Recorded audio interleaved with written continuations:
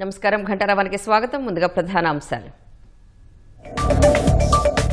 ETV win నిర్మాణ సంస్థకు గద్దర్ అవార్డుల పంట, 3 చిత్రాలకు 6 పురస్కారాలు.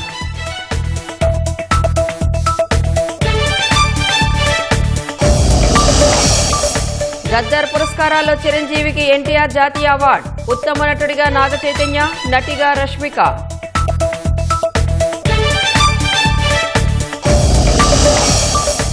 విజయవాడలో పోలీసులపై ఓ వ్యక్తి కాల్పులు, కార్డన్ సెర్చ్ చేస్తుండగా ఘటన.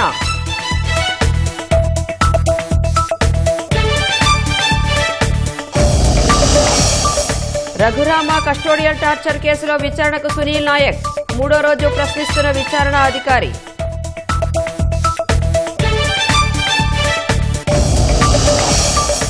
ఇజ్రాయెల్ గల్ఫ్లోని అమెరికా స్థావరాలపై ఇరాన్ దాడులు, రక్షణ సామర్థ్యం క్షీణిస్తున్న మోస్తరు స్థాయిలో ప్రతిదాడులు.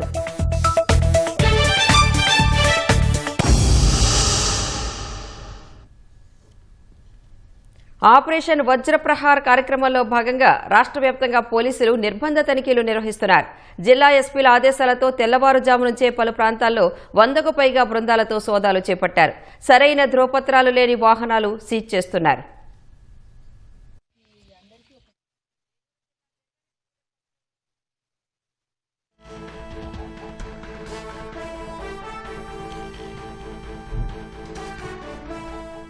ఏలూరు జిల్లా జంగారెడ్డిగూడెం పట్టణంలో పోలీసులు కార్డన్ సెర్చ్ నిర్వహించారు. 10 జట్లుగా విడిపోయి రాముడికొంట చెరువు ప్రాంతాన్ని జల్లెడ పట్టారు.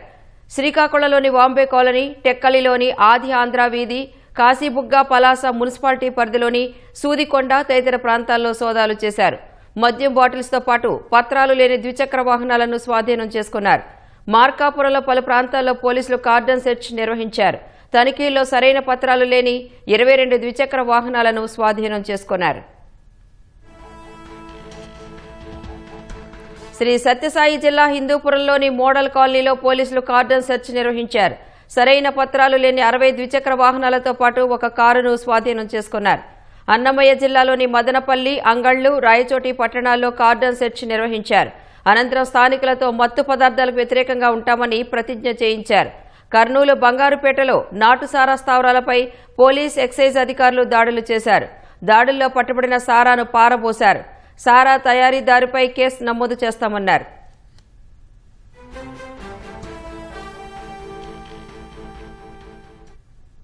చీరాల పట్టణంలోని ఉజిలీపేటలో పోలీసులు నిర్బంధ తనిఖీలు చేపట్టారు. సరైన పత్రాలు లేని 25 బైకులు, 2 కార్లు, ఒక ఆటోను స్వాధీనం చేసుకున్నారు. అనుమానిత వ్యక్తులు కనబడితే సమాచారం ఇవ్వాలని స్థానికులకు సూచించారు. కృష్ణా జిల్లా పామర్లోని హరిగోపాల్ నగర్లో 150 మంది పోలీసులు తనిఖీలు చేపట్టారు. స్థానిక ప్రజలతో గాంజా వద్దు బ్రో, డ్రగ్స్ వద్దు బ్రో అనే నినాదంతో ప్రతిజ్ఞ చేయించారు. నంద్యాల రైల్వే స్టేషన్లో పోలీసులు ఆకస్మికంగా తనిఖీలు చేపట్టారు. రైల్వే స్టేషన్లో పార్సిల్ కేంద్రంతో పాటు పలు ప్రదేశాలను పరిశీలించారు. ప్రయాణికుల చేతిలో ఉన్న సంచులను తనిఖీ చేశారు.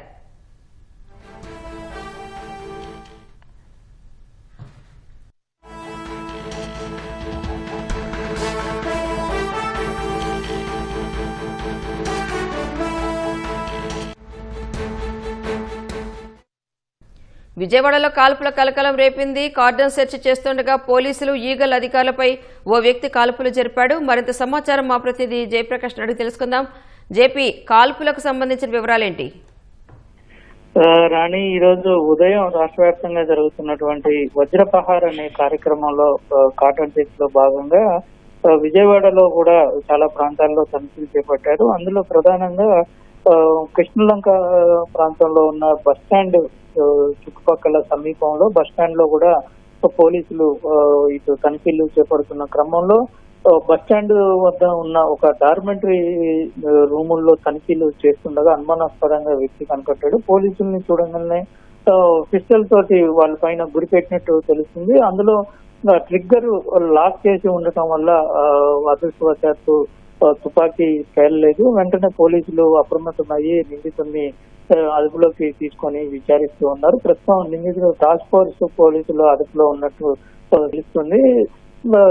ఇటు తెలంగాణ వరంగల్ జిల్లాకి చెందిన వ్యక్తిగా చెప్తూ ఉంటారు. అతని పేరు మురళిగా ప్రాథమికంగా విచారణలో బయటపడింది. అయితే అసలు ఇక్కడికి ఎందుకు వచ్చాడు, ఏ ప్రాంతానికి ఇక్కడ విజయవాడకి దగ్గరలో కార్యక్రమంలో పాల్గొనేందుకు వచ్చాడని చెప్తూ ఉన్నారు. అయితే అసలు అది ఎందుకు వచ్చాడు, విజయవాడలో ఎందుకు నివాసం ఉన్నాడు అనే విషయాలపైన పూర్తిగా పోలీసులు ఆరా తీస్తూ ఉన్నారు.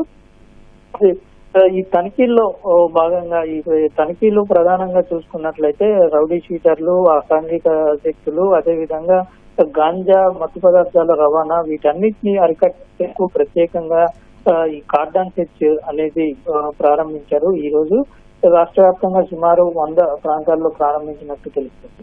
ఇక్కడ జరిగినటువంటి ఈ ఘటనలో ఒక్కసారిగా విజయవాడలో అంతా ఒక్కసారి నివ్వెరపోయిన పరిస్థితి అయితే ఉంది.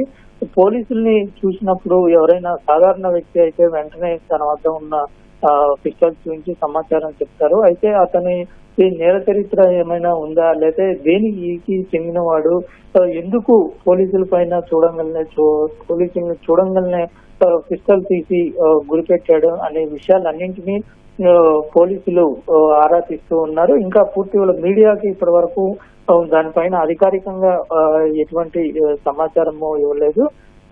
తనిఖీల్లో భాగంగా అతన్ని అదుపులోకి తీసుకొని ఇంకా అతని గురించి పూర్తి వివరాలు సేకరిస్తూ ఉన్నారు. రండి. ధన్యవాదాలు జయప్రకాష్.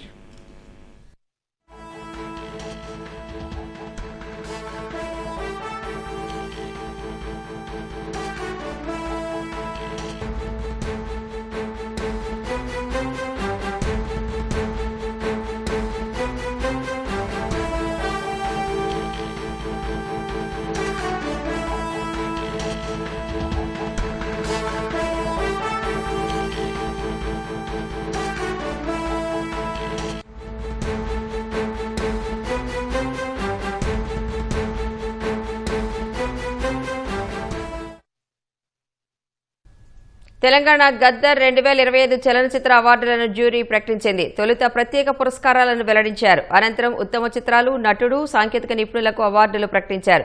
ఈటీవీ విన్ చిత్రాలకు అవార్డుల పంట పండింది.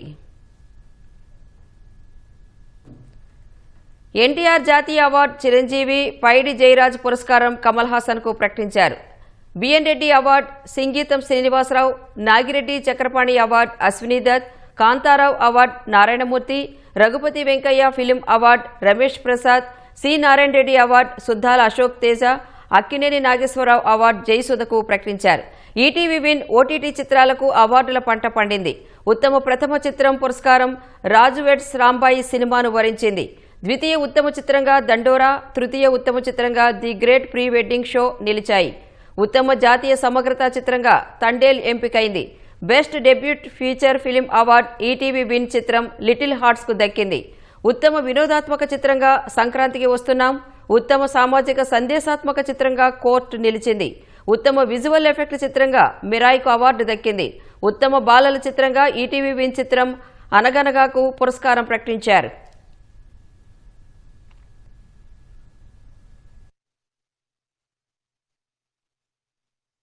First best future film Raju weds Rambai, director Shri Venu Udugula producer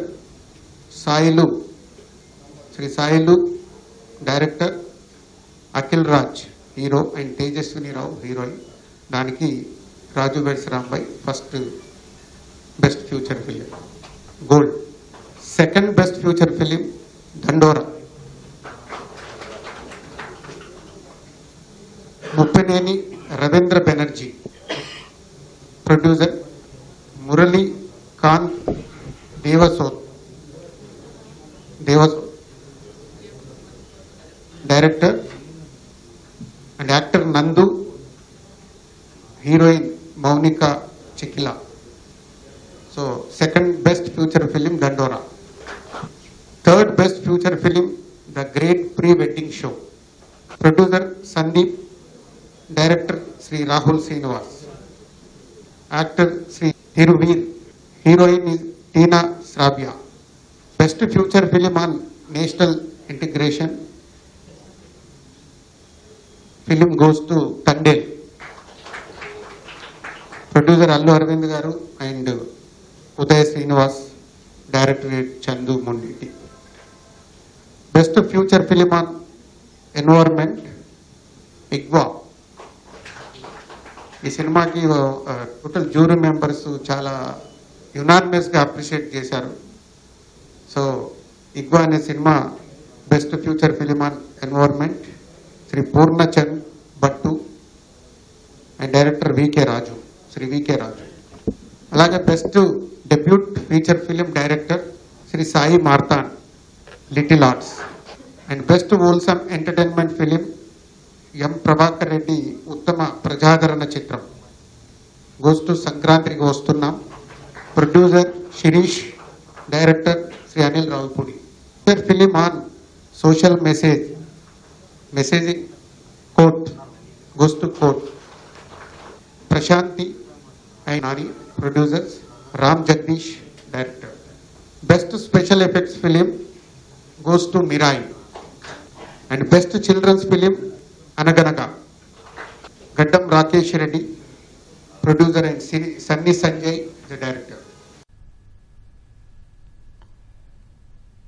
ఉత్తమ నటుడుగా నాగ చైతన్య తండేల్ మూవీ, ఉత్తమ నటిగా Rashmika Mandanna the girlfriend మూవీకి అవార్డులు దక్కించుకున్నారు.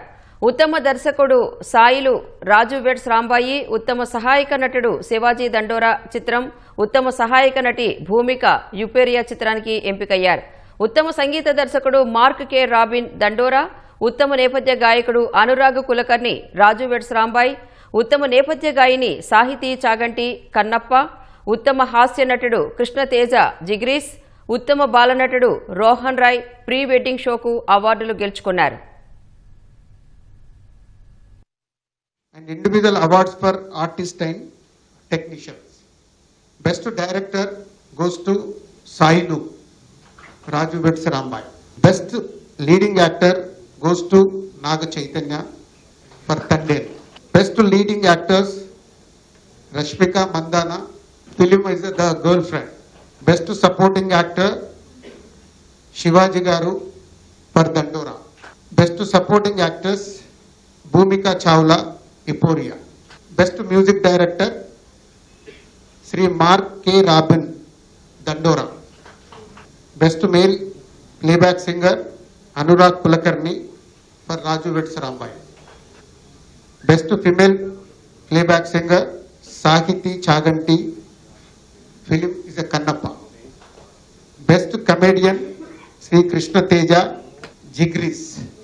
Best child artist Master Rohan Rai, The Great Pre-Wedding Show film.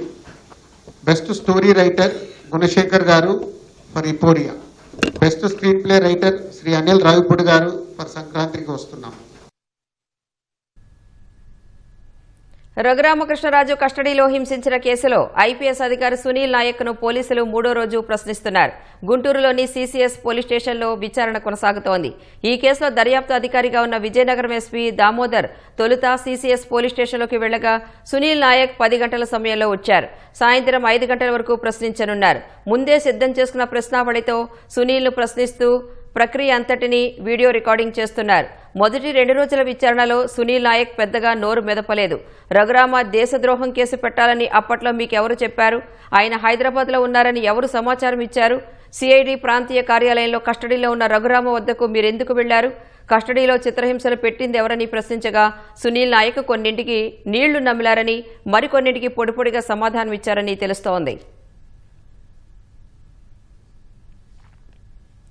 ఉమ్మడి తూర్పుగోదావరి జిల్లాలో పెద్ద పులి రోజుకో ప్రాంతాల్లో తిరుగుతూ భయాందోళనలు రేకెత్తిస్తోంది.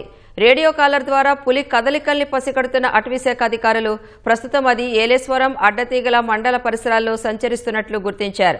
స్థానికులు అప్రమత్తంగా ఉండాలని ఆయా ప్రాంతాల్లో రెవెన్యూ అధికారులు దండోరా వేయిస్తున్నారు. భౌగోళికంగా ప్రతికూల ప్రాంతం కావడంతో పులిని బంధించడం కష్టంగా మారింది. అటవీ అధికారులు బోన్లు సిద్ధం చేసినా పెద్ద పులి ఆ దరిదాపుల్లోకి రావడం లేదు.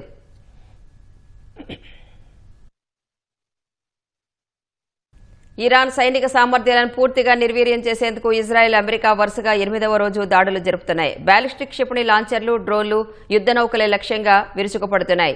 ఇరాన్ రెవల్యూషనరీ గార్డ్ కార్ప్ చెందిన కార్యాలయాలు, కమాండ్ సెంటర్లను ధ్వంసం చేస్తున్నాయి. ఆపరేషన్ ఎపిక్ ఫ్యూరీలో భాగంగా గత 7 రోజుల్లో 3000కు పైగా లక్ష్యాలపై దాడులు చేపట్టామని యుఎస్ సెంట్రల్ కమాండ్ తెలిపింది. ఇక ముందు అవి కొనసాగుతాయని స్పష్టం చేసింది.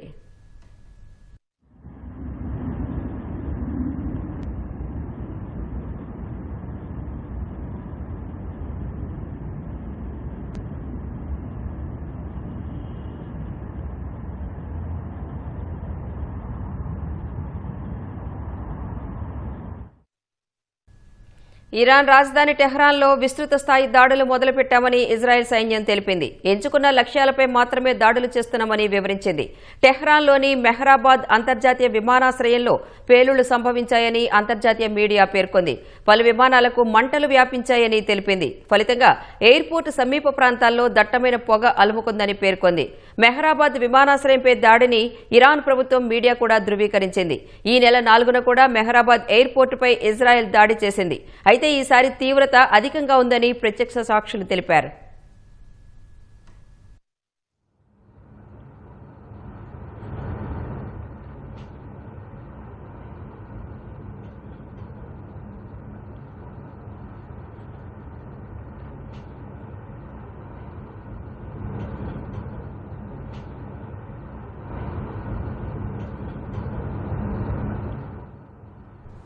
ఆపరేషన్ ఎపిక్ ఫ్యూరీలో భాగంగా గత వారం రోజుల్లో ఇరాన్లోని 3,000కు పైగా లక్ష్యాలపై దాడులు చేపట్టామని యుఎస్ సెంట్రల్ కమాండ్ ఎక్స్లో వీడియో పోస్ట్ చేసింది.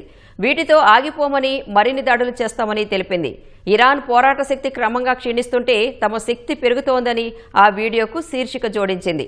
యుఎస్ఎస్ అబ్రహం లింకన్ విమాన వాహక నౌకను ధ్వంసం చేశామని ఇరాన్ పేర్కొనగా నౌక నుంచి యుద్ధ విమానాలు దూసుకువెళుతున్న ఫోటోలను అమెరికా ఎక్స్లో పోస్ట్ చేసింది.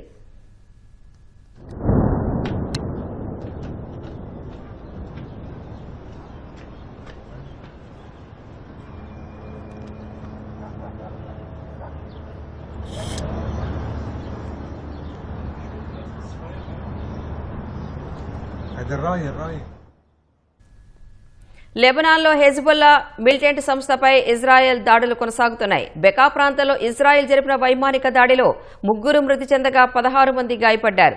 సిరియా లెబనాన్ సరిహద్దులో ఇజ్రాయెల్ దళాలు హెజ్బుల్లా మిలిటెంట్ల మధ్య ఘర్షణ జరిగినట్లు తెలిసింది.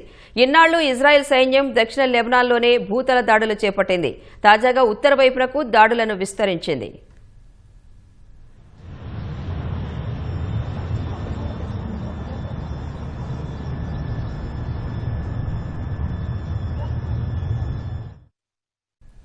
ఇజ్రాయెల్ గల్ఫ్లోని అమెరికా స్థావరాలపై ఇరాన్ దాడులు కొనసాగుతున్నాయి. తన రక్షణ సామర్థ్యం క్షీణిస్తున్నా మోస్తరు స్థాయిలో ప్రతిదాడులు చేస్తోంది. ఇజ్రాయెల్ అమెరికాకు మద్దతుగా ఐరోపా దేశాలు రణరంగంలోకి ప్రవేశిస్తే తీవ్ర పరిణామాలు ఉంటాయని ఇరాన్ హెచ్చరించింది. ఇజ్రాయెల్ దిశగా ఇరాన్ అనేక క్షిపణులను ప్రయోగించింది. సెంట్రల్, దక్షిణ ఇజ్రాయెల్లోని అనేక నగరాల్లో ఎయిర్ రైడ్ సైరన్లు మోగాయి. టెల్ అవీవ్, జెరూసలేంలో ప్రజలను అండర్ గ్రౌండ్ షెల్టర్లకు తరలించారు. ఇరాన్ క్షిపణి దాడిని ఇజ్రాయెల్ సైన్యం ధృవీకరించింది. మెజార్టీ క్షిపణులను గగనతలంలోనే అడ్డుకున్నామని ఐడీఎఫ్ తెలిపింది. ఎలాంటి ప్రాణనష్టం సంభవించలేదని వెల్లడించింది. రియాద్ నగరంలో ఓ డ్రోన్ అడ్డుకున్నామని సౌదీ అరేబియా రక్షణ శాఖ తెలిపింది. ఎడారి ప్రాంతంలో మరో 4 డ్రోన్లను నేలకూల్చామని వెల్లడించింది. అల్ ఖర్జ్ నగరంలో ఉన్న ప్రిన్స్ సుల్తాన్ వైమానిక స్థావరం దిశగా దూసుకొచ్చిన ఓ బాలిస్టిక్ క్షిపణిని గగనతలంలోనే పేల్చివేశామని వివరించింది. దుబాయ్లో డ్రోన్ శకలాలు పడి స్వల్ప ఆస్తి నష్టం జరిగింది. దుబాయ్ అంతర్జాతీయ విమానాశ్రయం సమీపంలో దాడులు జరిగినట్లు వార్తలు రాగా అధికారులు వాటిని తోసిపుచ్చారు. ప్రజలందరూ సురక్షిత ప్రాంతాలకు వెళ్లాలని బహ్రెయిన్ అంతర్గత వ్యవహారాల మంత్రిత్వ శాఖ సెల్ ఫోన్లకు సందేశాలు పంపించింది. జోర్డాన్లోని అఖాబా నగరంలో ఉన్న అమెరికా వైమానిక స్థావరం దిశగా ఇరాన్ 2 క్షిపణులను ప్రయోగించింది. వాటిని సమర్థంగా అడ్డుకున్నట్లు జోర్డాన్ రక్షణ శాఖ తెలిపింది. ఇరాన్ రెవల్యూషనరీ గార్డ్ కార్ప్ తమ దేశంలో దాడులకు కుట్ర పన్నిందని అజర్బైజాన్ ప్రభుత్వం ఆరోపించింది. వివిధ ప్రాంతాల్లో 3 పేలుడు పదార్థాలను తమ భద్రతా సిబ్బంది గుర్తించి వాటిని నిర్వీర్యం చేశారని తెలిపింది. బాకు బిల్సీ సెహాన్ ఆయిల్ పైప్ లైన్ను పేల్చివేసేందుకు ఇరాన్ కుట్ర పన్నిందని అజర్బైజాన్ మీడియా పేర్కొంది.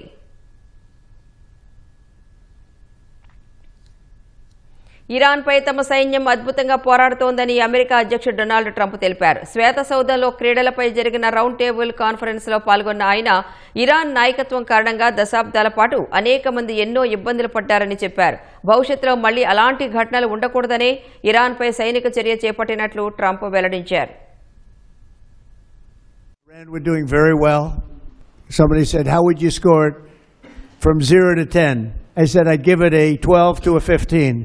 Their army is gone, their navy is gone, their communications are gone, their leaders are gone.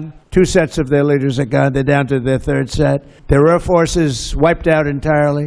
Think of it. They have 32 ships. All 32 are at the bottom of the ocean. Right now, we're a country that's more respected than we've ever been respected before. నేపాల్లో సార్వత్రిక ఎన్నికల ఓట్ల లెక్కింపు కొనసాగుతోంది. బాలేంద్ర షా నేతృత్వంలో కొత్తగా ఏర్పడిన రాష్ట్రీయ స్వతంత్ర పార్టీ ఘన విజయం సాధించే దిశగా దూసుకెళ్తోంది. నేపాల్ ఎన్నికల కమిషన్ డేటా ప్రకారం ఆర్ఎస్పీ 27 స్థానాల్లో గెలుపొందగా 97 చోట్ల ఆధిక్యంలో ఉంది. కాఠ్మాండూ జిల్లాలో 10 స్థానాలు గెలిచి క్లీన్ స్వీప్ చేసింది.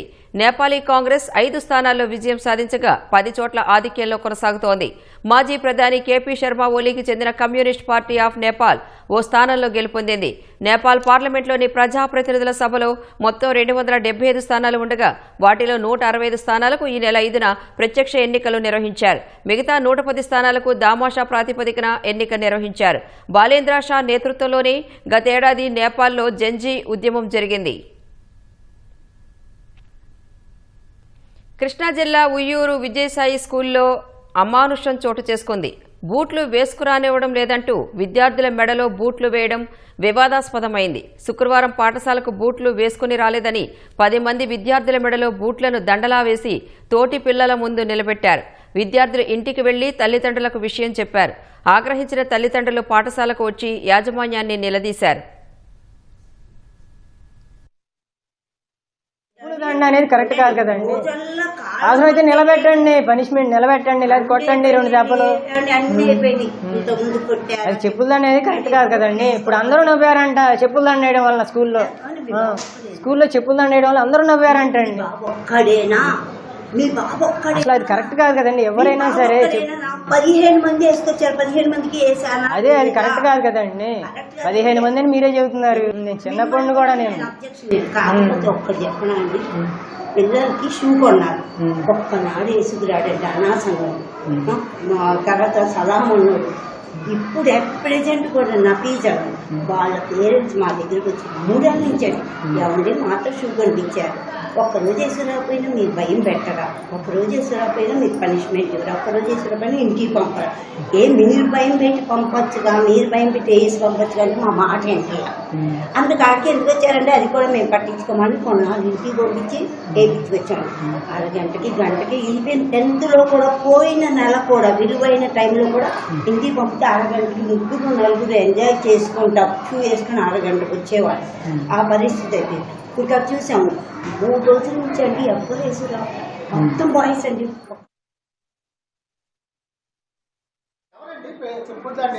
మేడం గారు వేసారంటే ఈ చెప్పులు తీసి రోజు చెప్పిన షూ వేసి రావట్లేదని తాడు కట్టి మెల్ల వేయించా. గుర్తుందా బుద్ధి జ్ఞానం ఉందా? పిల్లల గురించి కదండి మనకి బుద్ధి జ్ఞానం ఉందా? ఎందుకంటే ఇప్పుడు నేను డివై తిట్లు మాట్లాడతాం ఇప్పుడు ఆవిడతో నేను వాదించానండి. మాకు ఇలాంటివి ఉండవు. బుద్ధి జ్ఞానం లేకుండా ప్రవర్తిస్తున్నారు. నువ్వు కామెంట్ రామచంద్ర పోయావు. ఓకే అలాగే అలాగే. ఇప్పుడు నేను డివై తిట్లు తింటున్నానండి. వివరం అసలు ఏంటి వివరణ? చెప్పదండి అయిపోయింది. ఈ వ్యవహారంపై విద్యాశాఖ అధికారులు విచారణ చేపట్టారు. ఉయ్యూరు డివిజన్ ఉప విద్యాశాఖ అధికారి పద్మారాణి విజయసాయి స్కూల్ ప్రిన్సిపల్ డైరెక్టర్ను ప్రశ్నించారు. యూనిఫామ్ వేసి రావట్లేదంట ప్రతిరోజు. ఆ యూనిఫామ్ వేసి రావట్టుంటే ఒకసారి మందలించి 2 సార్లు 3 సార్లు ఇళ్లకు పంపించేసినా మళ్ళీ అలాగే వస్తున్నారు. ఎన్నిసార్లు పంపించినా అలాగే వస్తున్నారు. ఇంకొకళ్ళు వచ్చి ఇంకా అందరినీ చెడగొడుతున్నారు అనే ఉద్దేశంతో మా మిసెస్ ప్రధాన ఉపాధ్యాయులు ఏం చేసిందంటే ఈసారిగా వేసి రాకపోతే మెడలో చెప్పులు దండేస్తాను అని తన షూలు వేసి ఇలా పెట్టింది. షూలు వేసి అదే షూ తీసుకుని ఇలా వేసేస్తాను, మీకు చెప్పులు దండ సక్రమంగా వేసిరండి అంటే ఇక అప్పటి నుంచి వేసుకొస్తున్నారంట. అది జరిగింది. స్కూల్ హోదా ఏంటండి మీది? నాది సెక్రటరీ అండ్ కరస్పాండెంట్. ఉమ్మడి కడప జిల్లాలోని రేషన్ బియ్యం అక్రమ నిల్వలపై విజిలెన్స్ అధికారులు తనిఖీలు చేశారు. 6 లక్షల రూపాయల విలువైన రేషన్ బియ్యం, రాగులు, జొన్నలను స్వాధీనం చేసుకున్నారు. రేషన్ బియ్యం పక్కదారి పడుతున్నాయన్న అనుమానంతో విజిలెన్స్ అధికారులు నిఘా పెట్టి మదనపల్లి, పీలేరు ప్రాంతాల్లో 4,56,000 రూపాయల విలువైన బియ్యం, 69,000 విలువైన రాగులు, 30,000 విలువైన జొన్నలు స్వాధీనం చేసుకున్నారు. మైదుకూరు ప్రొద్దుటూరు ప్రాంతాల్లోనూ అధికారులు దాడులు చేశారు. రేషన్ బియ్యాన్ని ఎవరైనా పక్కదారి పట్టిస్తే కఠిన చర్యలు ఉంటాయని అధికారులు హెచ్చరించారు.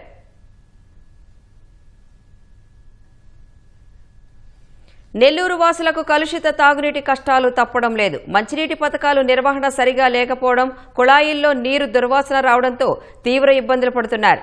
గతంలో 550 కోట్ల రూపాయలతో తాగునీటి పథకాన్ని ప్రారంభించి 2014లో 70% పనులు పూర్తి చేశారు. ఆ తరువాత వచ్చిన వైసీపీ ప్రభుత్వం పనులను పూర్తిగా గాలికి వదిలేసింది. దీంతో పైప్ లైన్లు దెబ్బతిన్నాయి. కూటమి ప్రభుత్వం వచ్చిన తర్వాత బిల్లులు చెల్లించినా పనులు నత్తనడకన సాగుతున్నాయి. మరోవైపు పొదలకూరు వద్ద ఉన్న సమ్మర్ స్టోరేజ్ ట్యాంక్ నుంచి కూడా కుళాయిలకు తుప్పు పట్టిన నీరు వస్తోందని స్థానికులు చెబుతున్నారు. పెన్నా శుద్ధి నీటి పథకాన్ని వేగంగా పూర్తి చేయాలని ప్రజలు కోరుతున్నారు. కుళాయి నీళ్ళు బాగా రావటం లేదు, పచ్చగా వస్తున్నాయి, పురుగులు వస్తున్నాయి, బాగుండటం లేదు. చాలా రోజుల నుంచి అట్టే వస్తున్నాయి. క్యానీలుగా కొనుక్కొనే తాగుతున్నాం అయ్యా.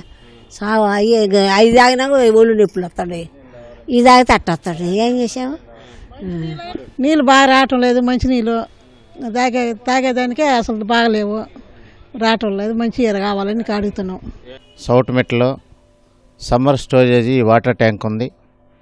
ఆ వాటర్ ట్యాంకులోకి వచ్చేటువంటి నీళ్లు చెరువులో నుంచి కలుషితమైనటువంటి నీళ్లు ఆడుకొస్తే అవన్నీ ఫిల్టర్ చేసి పంపిస్తున్నారు. అయితే అక్కడ నీళ్లు, ఆ వాటర్ ట్యాంక్ వచ్చేటువంటి నీళ్లు ఎక్కువ పాసిబట్టి రకరకాల చెట్లు పెరిగిపోయి ఆ చెట్లలో ఉన్నటువంటి కలుషితమైన నీరు ఆ ట్యాంకులోకి, అక్కడ సమ్మర్ స్టోరేజీలోకి వస్తున్నాయి. వచ్చినందువల్ల అవన్నీ కూడా ఇక్కడికి ప్రజలకు పైపుల ద్వారా ట్యాంకులకు మళ్ళా వస్తున్నాయి.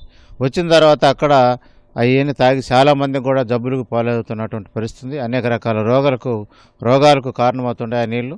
టౌన్లో కూడా చాలా ప్రాంతాల్లో పాత ఈ పైప్ లైన్లు పాతవై ఉండి డ్రైనేజీ కాలువలు కానుకొని ఉండి ఆ నీళ్లు చాకలి ఇది ఇంకా రాయాజీ ఇలాంటి వీధుల్లో నేను గమనించాను. అది పనిగా నీళ్లు క్లియర్గా రావడం లే, కొంచెం వాసన కూడా అప్పుడప్పుడు వస్తున్నాయి.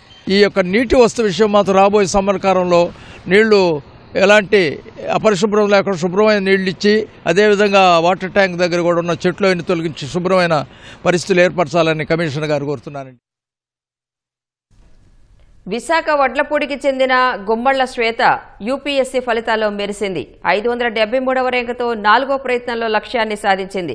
తల్లిదండ్రులు, సన్నిహితుల సహకారంతోనే ఈ విజయం సాధ్యమైందని శ్వేత చెప్పారు. తమ కుమార్తె కష్టానికి ప్రతిఫలం దక్కిందని తల్లిదండ్రులు ఆనందం వ్యక్తం చేశారు. శక్తి వంచన లేకుండా కష్టపడి సమాజానికి మేలు చేస్తానని శ్వేత తెలిపారు. ఫస్ట్ ప్రిఫరెన్స్ వచ్చేసి ఐఏఎస్, సెకండ్ ఐఆర్ఎస్. సో ఏ సర్వీస్ వచ్చినా I would be more than happy to serve for the country. Parents of course నాకు బిగ్గెస్ట్ సపోర్ట్ అండి. మా మమ్మీ డాడీ అయితే ఐ కెనాట్ టెల్, వాళ్ళ సపోర్ట్ లేకపోతే I don't think anyone could do this. నాకు వాళ్ళు కాన్స్టెంట్ మోటివేషన్, నా friends కూడా, మా అక్క కూడా, వాళ్ళ ఫ్యామిలీ కూడా, వీళ్ళందరూ సపోర్ట్తోనే ఆబ్వియస్లీ నేను ఇక్కడ ఉన్నాను. మేబీ ఆ ర్యాంక్ ముందు నా పేరు ఒక్కటే కనిపిస్తుంది, బట్ దీని వెనకాల ఉన్నది అందరూ of course my parents and my friends and family. Social service is one thing I would like to do, and అందుకే నేను ఈ సెక్టర్ చూస్ చేసుకున్నాను. ఫస్ట్ నుంచి తనకి చదువు అంటే చాలా ఇంట్రెస్ట్ అండి. చిన్నప్పటి నుంచి కూడా సెకండ్ టైం కూడా ఇంటర్వ్యూ దాకా వెళ్ళిందండి. తను ఇంటర్వ్యూలో క్వాలిఫై అవ్వలేదు. అప్పుడు చాలా ఫీల్ అయింది సెకండ్ అటెంప్ట్ లోని. తర్వాత మళ్ళీ తను చాలా కష్టపడ్డారు. వాళ్ళ ఫాదర్ కూడా చాలా కష్టపడ్డారు. అమ్మాయితో పాటు మా పేరు నిలబెట్టిందని నాకు చాలా గర్వంగా ఉందండి. ఈ అమ్మాయి ఇంట్రెస్ట్ ఉంది, నాకు కూడా కొద్దిగా ఇంట్రెస్ట్ ఉందండి. సివిల్ సర్వీస్, ఐఏఎస్ అయితే బాగుంటుందని చిన్న కోరిక ఉండేది. ఈ అమ్మాయి మాత్రం కష్టపడి చదివిందండి. ఈ కోరి చాలా కష్టపడి చదివింది, ఇప్పుడు సక్సెస్ సాధించిందండి. దానికి నేను చాలా సంతోషం. విజయవాడ ఇంద్రకీలాద్రిపై 2వ రోజు మహాకుంభాభిషేక మహోత్సవాలు వైభవంగా జరుగుతోన్నాయి. ఉత్సవాల్లో భాగంగా కంచి పీఠాధిపతి శంకర జీయేంద్ర సరస్వతి ఆలయానికి విచ్చేశారు. కృష్ణానదిలో పుణ్యస్నానాలు ఆచరించి అమ్మవారిని దర్శించుకున్నారు. ఆలయ అధికారులు దర్శనానికి సంబంధించి ఏర్పాట్లను చేశారు.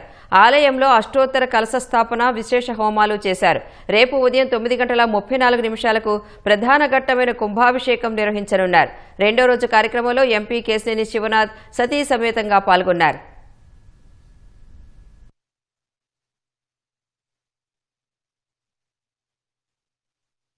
మావోయిస్టు లొంగుబాటుకు సంబంధించి కీలక పరిణామం చోటు చేసుకుంది. తెలంగాణ సీఎం రేవంత్ రెడ్డి సమక్షంలో సాయంత్రం 126 మంది మావోయిస్టులు లొంగిపోనున్నారు. హైదరాబాద్ బంజారాహిల్స్లోని కమాండ్ కంట్రోల్ సెంటర్లో ఆయుధాలతో సరెండర్ కానున్నారు. మావోయిస్టులు 124 ఆయుధాలను అప్పగించనున్నట్లు సమాచారం. దేవ్జీకి చెందిన PLGA కమిటీ మొత్తం సరెండర్ కానున్నట్లు తెలుస్తోంది. ఇటీవల లొంగిపోయిన మావోయిస్టు అగ్రనేతలు దేవ్జీ, బడే చొక్కారావు, నూనె నరసింహారెడ్డి, మల్లా రాజిరెడ్డి గన్మెన్లు లొంగిపోనున్నారు. మావోయిస్టు పార్టీలోని కంప్యూటర్, సిగ్నల్ ఆపరేటర్లు, PLGAకు చెందిన బెటాలియన్ లొంగిపోనుంది.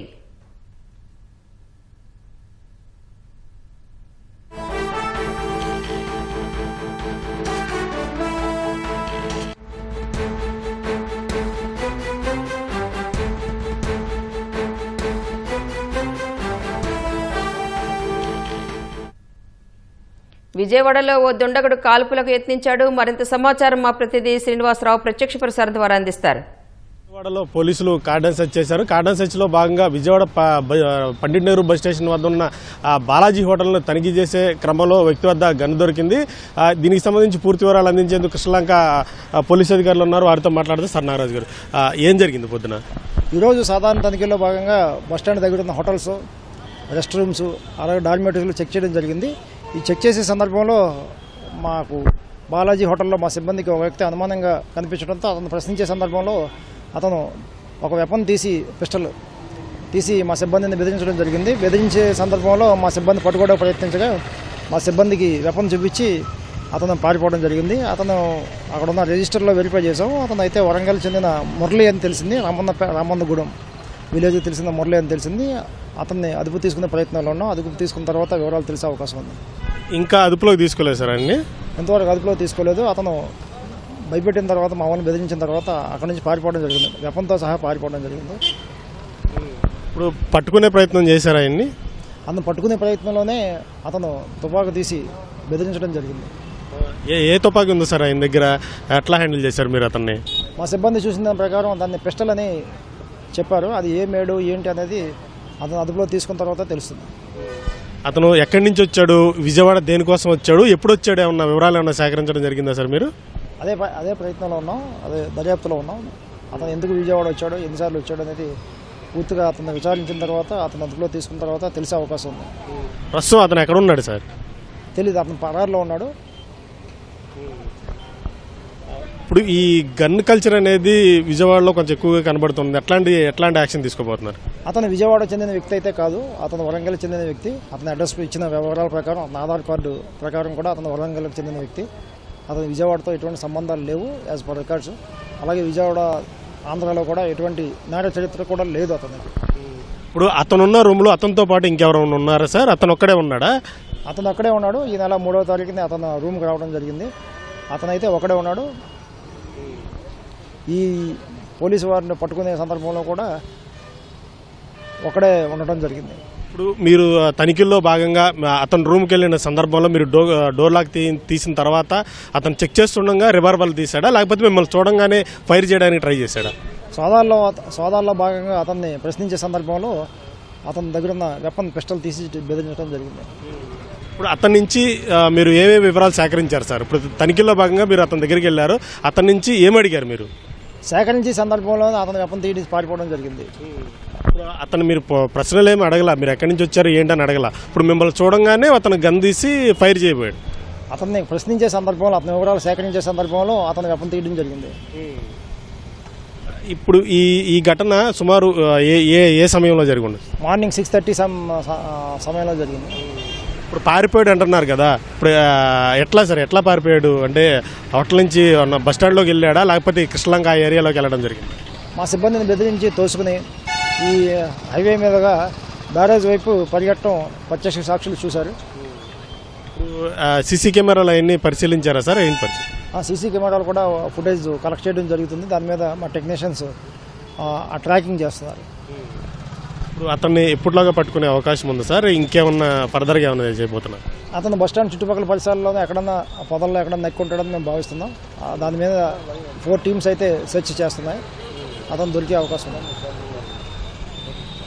రైట్. మొత్తంగా విజయవాడలో ఈరోజు పోలీసులు జరిపిన సాధారణ తనిఖీల్లో భాగంగా విజయవాడ పండిట్ నెహ్రూ బస్ స్టేషన్ వద్ద ఉన్న బాలాజీ హోటల్లో తనిఖీలు నిర్వహిస్తున్నారు. ఆ తనిఖీల్లో భాగంగా ఒక వ్యక్తి మీద అనుమానం వచ్చి తమ వివరాలు అడగ్గా అతను తమ మీద రివాల్వర్తో కాల్పులు జరిపేందుకు సిద్ధమయ్యాడు. ఈ క్రమంలోనే తమ సిబ్బంది అడ్డుకోవడం జరిగింది. తమ సిబ్బందిని తోసుకుంటూ అతను పారిపోవడం జరిగిందంటూ కూడా కృష్ణలంక సిఐ నాగరాజు చెప్తున్నారు. ఈ మేరకు అతన్ని పట్టుకునేందుకు కూడా ప్రత్యేక ఏర్పాట్లు చేస్తున్నాము. ఈ తుపాకీకి సంబంధించి కూడా ఈరోజు ఉదయం సిబ్బందితో తనిఖీలు చేయడం జరిగింది. ఆ తనిఖీలో భాగంగా కూడా ఈ ఘటన అనేది పండిట్ నెహ్రూ బస్ స్టేషన్ వద్ద చోటు చేసుకుంది.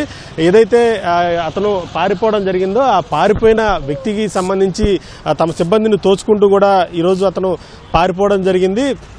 అతను పట్టుకునేందుకు కూడా ప్రత్యేకంగా సిబ్బందిని కూడా నియమించామంటూ కూడా పోలీసు అధికారులు అయితే చెప్తున్న పరిస్థితి కనిపిస్తుంది. మొత్తంగా ఈరోజు విజయవాడలో ఈ గన్ను కలకలం అనేది విజయవాడ వ్యాప్తంగా కూడా సంచలనంగా మారిందని చెప్పుకోవచ్చు.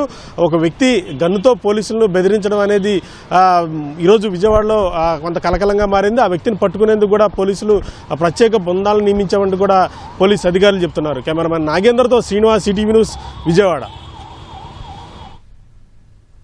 ధన్యవాదాలు శ్రీనివాస్. అనంతపురం జిల్లాలో పప్పు శనగ రైతుల్ని దళారులు నిలువునా దోచుకుంటున్నారని అన్నదాతలు ఆవేదన వ్యక్తం చేస్తున్నారు. పంట కొనుగోలులో కేంద్ర రాష్ట్ర ప్రభుత్వాల జాప్యంతో దళారులు ధరలు తగ్గించి దోపిడీ చేస్తున్నారని వాపోతున్నారు. ప్రభుత్వం తాజాగా కొనుగోలు కేంద్రాలు ఏర్పాటు చేసిన 7,000 మెట్రిక్ టన్నులు మాత్రమే కొనుగోలు చేయాలని నిర్ణయించడంతో తీవ్రంగా నష్టపోయామని రైతులు చెబుతున్నారు.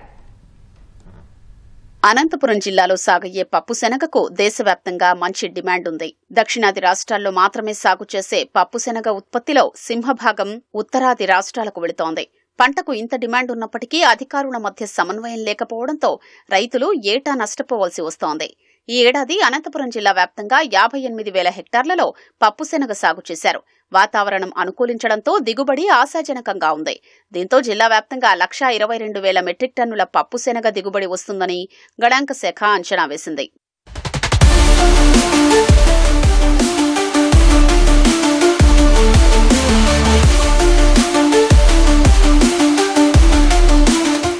ఉత్తరాది రాష్ట్రాల్లో పప్పు శనగకు డిమాండ్ ఉండడం, రైతులకు పెట్టుబడి ఖర్చులు పెరగడంతో ఈసారి కేంద్రం క్వింటా పప్పు శనగకు 5,885 రూపాయల మద్దతు ధర ప్రకటించింది. అయితే ఏపీ నుంచి ఎంత కొనుగోలు చేయాలన్నది రాష్ట్ర ప్రభుత్వానికి స్పష్టతనివ్వలేదు. మరోవైపు పప్పు శనగ కొనుగోలుపై ప్రణాళిక చేయడంలో అధికారులు పూర్తిగా నిర్లక్ష్యం చేశారు. కేంద్రం ప్రకటించిన మద్దతు ధరను ఏ రైతు పొందలేకపోయారు. ప్రభుత్వం సైతం సకాలంలో కొనుగోలు కేంద్రాలు ఏర్పాటు చేయకపోవడంతో అప్పులు చేసి సాగు చేసిన పంటను గత్యంతరం లేక తక్కువకే దళారులకు అమ్ముకోవలసి వచ్చిందని రైతులు వాపోతున్నారు. క్వింటాల్ 5,000 40 క్వింటాలు అయినాయి సార్. మేము ఎట్ల బతకాలా ఏం కాదు సార్. మేము సరిగ్గా చేస్తుండామా, మేము బీదోళ. గవర్నమెంట్ సెంటర్ పెట్టింటే బాగుంటుంది సార్. అదానికి కూడా గిట్టుబట్టలేదు సార్. ముందు కొడితే 500 600. మేము ఎట్ల బతకాలి సార్. 15 ఎకరాలు కలిసి 50 మూట్లు అయినాయి సార్. అన్న మిషన్లు పెట్టింటే నేలకి సెంటర్లో పెట్టలేదండి సార్. గవర్నమెంట్ శనిగిలో ఇంత ధర తగ్గిపోతే ఏమిటి తీసుకోవాలి మేము బాకీలో. ఏదన్నా ఈ చేనులో మూవకెత్తుంది సార్. 2 లక్షలు పెట్టుబడి వస్తుంది. శనులు కొనాలా, మందులు కొనాలా, నీళ్ళ మందులు కొనాలా, ఒక మిషన్లు పెట్టాలా, మళ్ళీ మందు కొట్టించుకోవాలా, ఏది మిగులుదో. మరి ఇంక అప్పులు ఎప్పుడు కట్టేది మేము. ఏమిటి తీసుకోవాలి. ఇట్లా అగ్గు అయిపోతుంది సరుకు. శనగలు పంట ఆశాజనకంగా ఉన్న గిట్టుబాటు ధర అయితే లేదు. 5,200 5,500 వరకు అమ్ముకున్నారు. ఈ ప్రస్తుతానికి ఇప్పుడు చెప్పారు. ఇంతకుముందు ఆల్రెడీ పంట వచ్చిన చాలా రోజుల తర్వాత గవర్నమెంట్, కానీ క్షేత్రస్థాయిలో అయితే ఎవరు పట్టడానికి అయితే ఎవరు రావడం లేదు. గ్రామస్థాయి వీళ్ళు ఆర్బీకే అధికారులు కానీ ఎవరు కూడా ముందుకు రావడం లేదు. సరి పంట వచ్చిన వెంటనే మొదలు పెట్టింటే పట్టడము, గవర్నమెంట్ పట్టడం అంటే రైతులకు మేలు జరిగేది. ప్రస్తుతానికి అయితే రైతులు తీవ్రంగా నష్టపోయారు. 3 రోజుల క్రితం మార్క్ఫెడ్ సంస్థ జిల్లాలో 27 కొనుగోలు కేంద్రాలు ఏర్పాటు చేయగా 1,145 మంది రైతులు మాత్రమే పేర్లు నమోదు చేసుకుని 104 మెట్రిక్ టన్నుల పప్పు శనగను విక్రయించారు. ఇప్పటికే రైతుల నుంచి తక్కువ ధరకు పంటను కొన్న దళారులు వాటిని తిరిగి కొనుగోలు కేంద్రాలకు తెచ్చి మద్దతు ధర పొందుతూ భారీగా దోచుకుంటున్నారని రైతులు ఆవేదన వ్యక్తం చేస్తున్నారు. మరోవైపు ఇంతే కొనాలన్న సాకుచూపుతో మార్క్ఫెడ్ అధికారులు నామమాత్రంగా కొనుగోలు చేస్తున్నారని ఆరోపిస్తున్నారు. 4,900 అట్లా అడుగుతున్నారు సార్.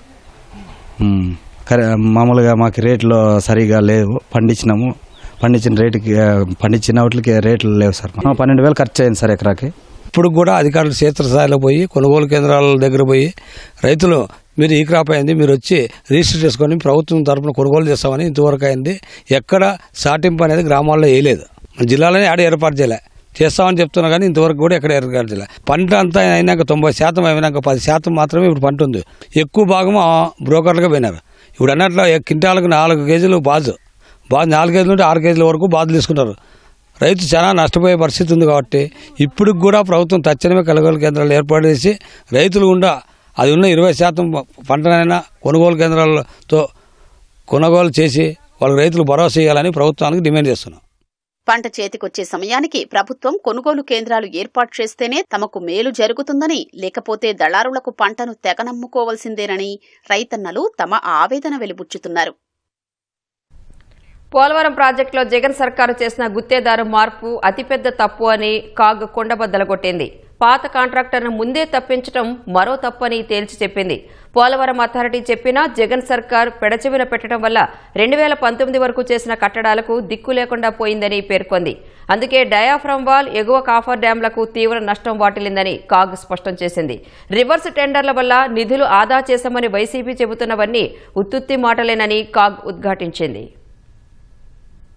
పోలవరం ప్రాజెక్టుపై కాగ్ రూపొందించిన నివేదికను ప్రభుత్వం శుక్రవారం శాసనసభకు సమర్పించింది. 2017-18 నుంచి 2022-23 మధ్య చేసిన పనులు, నిబంధనల ఉల్లంఘనలు, భూసేకరణలో జాప్యం తీరును సమగ్రంగా ప్రస్తావించింది. జగన్ ప్రభుత్వం చర్యలు రాష్ట్రానికి జీవనాడి వంటి పోలవరం ప్రాజెక్టు నిర్మాణంపై తీవ్ర ప్రభావం చూపాయని కాగ్ స్పష్టం చేసింది. 2019లో గుత్తేదారును మార్చడం వల్ల అప్పటి వరకు చేసిన పనులకు రక్షణ లేకుండా పోయిందని పేర్కొంది. ఆ తరువాత వచ్చిన భారీ వరదలకు డయాఫ్రామ్ వాల్ ధ్వంసమైందని కాగ్ నివేదిక తప్పుపట్టింది. గుత్తేదారును మార్చొద్దని పోలవరం అథారిటీ సీఈఓ ఇచ్చిన సలహాను నాటి ప్రభుత్వం పెడచెవిన పెట్టిందని ఆక్షేపించింది. జాతీయ ప్రాజెక్టైన పోలవరం రాష్ట్ర ప్రభుత్వం నియమించిన నిపుణుల కమిటీ పరిధిలోకి రాకపోయినా కమిటీ వేసి దాని సిఫార్సుల పేరుతో గుత్తేదారును మార్చడాన్ని కాగ్ ఎండగట్టింది. భారీ వరదలకు డయాఫ్రామ్ వాల్ ధ్వంసం కావడంతో దానికి చేసిన ఖర్చు 399 కోట్ల 77 లక్షల రూపాయలు వృధా కాగా, దిద్దుబాటు పనులకు 2020 కోట్ల 5 లక్షలు,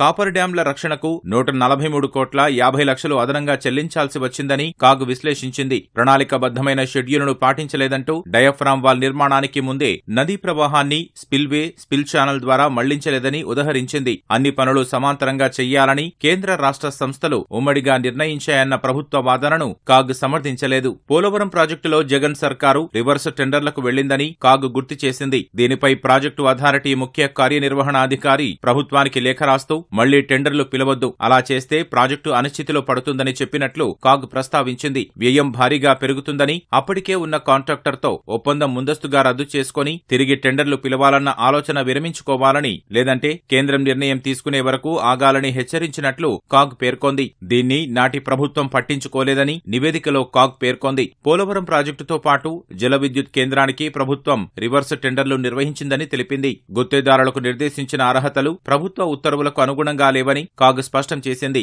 పైగా బిడ్డింగ్ కు 21 రోజులకు బదులు 16 రోజులే గడువిచ్చారని వెల్లడించింది. మరింత సమయం ఇవ్వాలని 14 మంది బిల్డర్లు కోరినా పట్టించుకోలేదని పేర్కొంది. చివరకు ఒక్క బిడ్డర్ మాత్రమే టెండర్ ప్రక్రియలో పాల్గొనగా ఆ సంస్థకే ఖరారు చేశారని తెలిపింది. కనీసం 2 పాల్గొనాలన్న నిబంధనను కాలరాశారని కాగ్ తన నివేదికలో పేర్కొంది. ప్రధాన పనికి అనుబంధంగా అదనపు పనులను ఒప్పంద ధరల ప్రకారం గుత్తేదారు చేపట్టాలని కాగ్ గుర్తు చేసింది. అలా కాకుండా 2020-21 ఎస్ఎస్ఆర్ ధరలతో 669 కోట్ల 48 లక్షల రూపాయలకు అదే గుత్తేదారుకు అప్పగించారని వెల్లడించింది. రివర్స్ టెండర్లతో 628 కోట్ల 43 లక్షలు ఆదా అయినట్లు ప్రభుత్వం చెబుతున్నా ఈ అదనపు పనులకు కట్టబెట్టిన సొమ్మును లెక్కించినప్పుడు ఆ వాదనకు అర్థం లేదని కాగ్ తేల్చి చెప్పింది. పోలవరం అథారిటీ అనుమతి లేకుండా కుడివైపు సొరంగాల ప్రవాహ సామర్థ్యం 40,000 క్యూసెక్కులకు పెంచి పనులు అప్పగించారని కాగ్ పేర్కొంది. ఇందుకు అప్పటికే పూర్తయిన లైనింగ్, స్టీల్ సపోర్టులను కూల్చివేశారని తెలిపింది. 14 కోట్ల 11 లక్షల రూపాయలు వృధా అయ్యాయని కాగ్ వెల్లడించింది. బాపట్ల జిల్లా చీరాల మండలం పేరాలలో గిద్దలూరు ఇన్ఛార్జ్ సబ్ రిజిస్టర్గా పనిచేసిన కృష్ణమోహన్ రావు ఇంట్లో ఏసీబీ అధికారులు తనిఖీలు నిర్వహించారు. ఆదాయానికి మించి ఆస్తులు ఉన్నాయనే ఆరోపణలతో ఆయన నివాసంలో సోదాలు చేపట్టారు. చీరాల, కడవకుదురు, నందూరులోని కృష్ణమోహన్ రావు బంధువుల ఇళ్లలోనూ తనిఖీలు చేశారు. గత ఏడాది గిద్దలూరులో లంచం తీసుకుంటూ పట్టుబడ్డ ఆయన సస్పెన్షన్కు గురయ్యారు.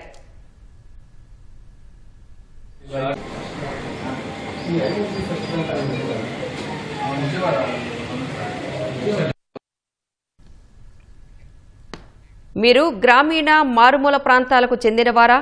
క్రికెట్ బాగా ఆడతారా? మీ ప్రతిభకు తగిన గుర్తింపు, సరైన వేదిక కోసం ఎదురు చూస్తున్నారా? అయితే మీకోసమే Andhra cricket association village to Virat పేరుతో రూరల్ టాలెంట్ సెర్చ్ ప్రోగ్రాంపై కసరత్తు చేస్తోంది. రాష్ట్రంలోని మారుమూల ప్రాంతాలకు చెందిన క్రీడాకారులోని ప్రతిభను గుర్తించి వారు రాష్ట్ర, జాతీయ స్థాయిలో మెరిసేలా చేసే ప్రయత్నం చేస్తోంది. క్రికెట్లో మట్టిలో మాణిక్యాలు ఎందరో. మారుమూల ప్రాంతాల్లో ఉన్నవారిని గుర్తించడం అంత తేలిక కాదు. ఆంధ్ర క్రికెట్ అసోసియేషన్ ఇప్పుడు అదే పనిలో నిమగ్నమైంది. బ్యాట్ పట్టిన ప్రతి కుర్రాడికి ఒక ఆశ, బంతి విసిరే ప్రతి చేతికి ఒక అవకాశం కల్పించే బృహత్తర కార్యక్రమానికి శ్రీకారం చుట్టింది. రాష్ట్రంలోని ఉమ్మడి జిల్లాల ప్రాతిపదికగా 88 నియోజకవర్గాల్లో టాలెంట్ సెర్చ్ ప్రారంభించింది. ఇప్పటికే ఏసీఏ బృందాలు క్షేత్రస్థాయిలో పర్యటిస్తున్నాయి. ఏప్రిల్ 5న అధికారికంగా ఈ రూరల్ టాలెంట్ సెర్చ్ ప్రోగ్రాంను ప్రారంభించనున్నట్లు ఏసీఏ వర్గాలు తెలిపాయి.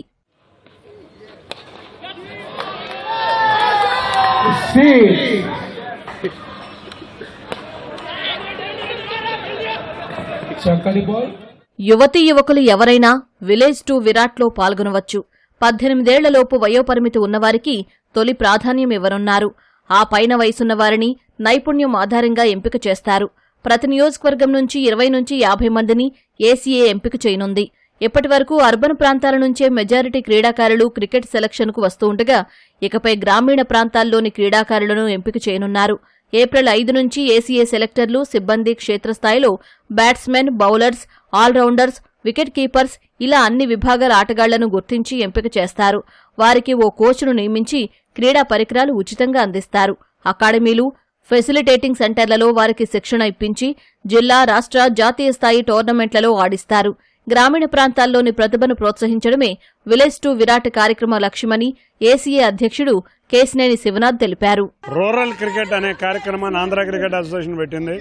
ఆ కార్యక్రమంలో భాగంగా 85 నియోజకవర్గాలు, వెనకబడిన నియోజకవర్గాలను గుర్తించడం జరిగింది. అక్కడికి వెళ్లి కోచింగ్ క్యాంపులు పెట్టి అక్కడ అవకాశాలు లేని క్రీడాకారులకి అవకాశాలు కల్పించే విధంగా రూరల్ క్రికెట్ అనే నామధేయంతో మేము 85 నియోజకవర్గాలకు వెళ్లి తప్పకుండా క్రికెట్ ని అభివృద్ధి చేసే విధంగా మేము ఆంధ్ర క్రికెట్ అసోసియేషన్ ద్వారా కృషి చేయబోతున్నాం. ఆంధ్ర క్రికెట్ అసోసియేషన్ కృషి ఫలిస్తే రాష్ట్రం నుంచి మెరికల్లాంటి క్రీడాకారులు తయారయ్యే అవకాశం ఉందని క్రీడా నిపుణులు అభిప్రాయపడుతున్నారు.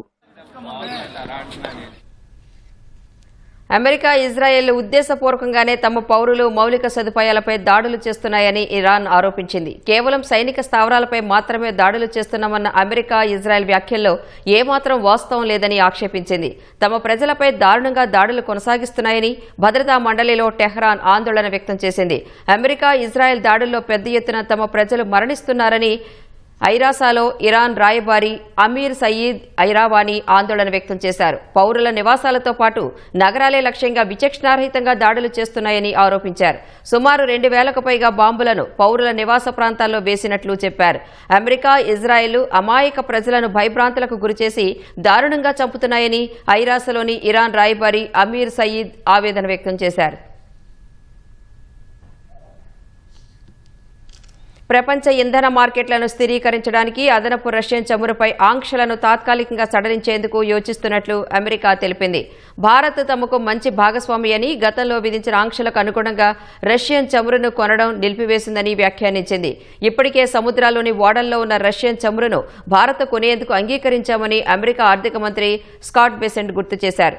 ఓడల్లో ఉన్నది కాక మిగిలిన రష్యన్ చమురుపై కూడా ఆంక్షలను తాత్కాలికంగా సడలించాలని యోచిస్తున్నట్లు వివరించారు.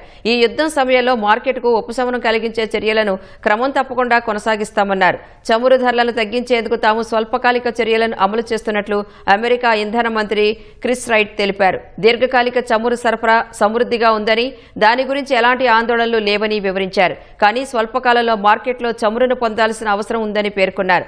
భారత్ రష్యన్ ఆయిల్ను కొని శుద్ధి చేస్తే ఇతర రిఫైనరీలపై భారం తగ్గుతుందని రైట్ చెప్పారు. డేరా సచ్చా సౌదా చీఫ్ వివాదాస్పద మత గురువు గుర్మింద్ రామ్ రహీం సింగ్కు పంజాబ్, హర్యానా హైకోర్టులో ఊరట లభించింది. పాత్రికేయుడి హత్య కేసులో నిర్దోషిగా ప్రకటించింది. ఈ విషయాన్ని డేరా బాబా తరపు న్యాయవాది వెల్లడించారు. సిర్సాలోని డేరా ప్రధాన కార్యాలయంలో మహిళలపై జరుగుతున్న లైంగిక దాడుల గురించి రామచందర్ ఛత్రపతి అనే జర్నలిస్ట్ పురాసచ్ అనే పత్రికలో ఓ కథనం రాశారు. ఈ నేపథ్యంలో 2002లో గుర్తు తెలియని వ్యక్తులు ఆయన్ను కాల్చి చంపారు.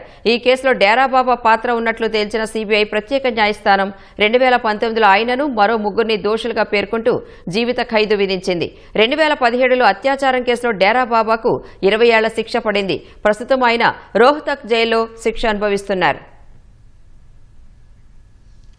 మధ్యప్రదేశ్ ఇందౌర్కు చెందిన దంపతులు కుక్కల కోసం డాగీ హాస్టల్ ఏర్పాటు చేశారు. యజమానులు ఉద్యోగం, వ్యాపారం, ఇతర అవసరాల దృష్ట్యా బయటకు వెళ్లినప్పుడు కుక్కలు ఒంటరిగా ఉండటాన్ని గ్రహించిన ఆ దంపతులు ఈ హాస్టల్ను ప్రారంభించారు.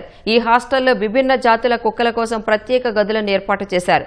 ఇందులోని శునకాలకు అల్పాహారంతో పాటు 3 పూటల ఆహారం అందజేస్తున్నారు. ఇక్కడ వాటికి పుట్టినరోజు వేడుకలు కూడా నిర్వహిస్తారు. శునకాలకు అనారోగ్య సమస్యలు వస్తే వెంటనే వైద్య సహాయం కూడా అందిస్తారు. డాగీ హాస్టల్ సేవలను జంతు ప్రేమికులను ప్రశంసిస్తున్నారు.